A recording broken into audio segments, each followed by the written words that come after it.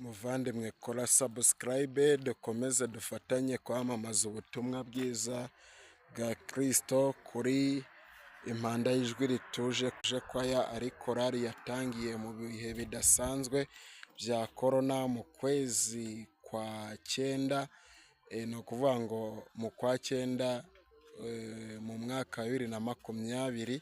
Ni korali rero igizwe n'abantu bake kuko tugendera ku mubare umwuka ashaka, kuko ari korali ijyanye n'icyerekezo cy'umwuka cyangwa se ijyanye n'imbaraga z'umwuka wera.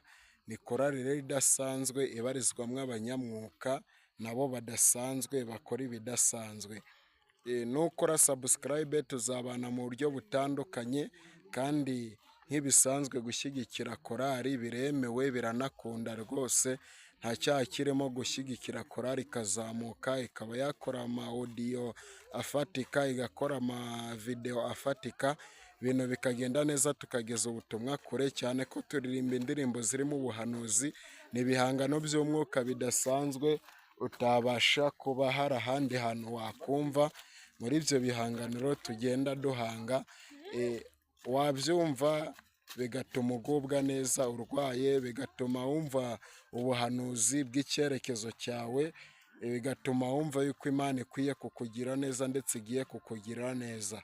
Imana ikwagure kandi ikwambike imbaraga. Njye tuvugana rero ndi perezida wa korali Bethlehem Worship Choir impanda y'ijwi rituje, kandi ukeneye andi makuru yanjye cyane wayasanga kuri channel yanjye yitwa Celestin umukozi w'Imana. Wanditse mw'ayo magambo mu rurimi rw'ikinyarwanda neza wahita umbona, ntabwo bigoranye rwose. Gusa icyo narinje ahangaha kukubwira ni ukugira ngo wumve ko ukwiriye gushyigikira umurimo w'Imana, ushyigikira korali impanda y'ijwi rituje kugira ngo izamuke, kuko nanjye mu mpano mfite nkunda kuririmba cyane. Niyo mpamvu rero nje kukubwira ngo ushyigikire umurimo. Tugomba gushyigikira umurimo tukiriho, kubera yuko uko umuntu agenda abaho cyangwa se uko iminsi igenda yicuma niko n'ibisatira ubuzima bw'umuntu bigenda bimusatira.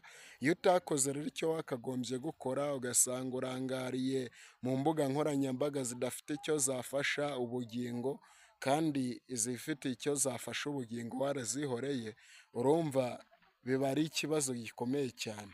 Mukwiye gushyigikira abakozi b'Imana kugira ngo bazamuke, kuko iby'isi byose ni ubusa. Kandi nkwibutsa ko gukora subscribe nta kindi kintu bisaba usibye gukozaho urutoki gusa. Murakoze, Imana ibambike.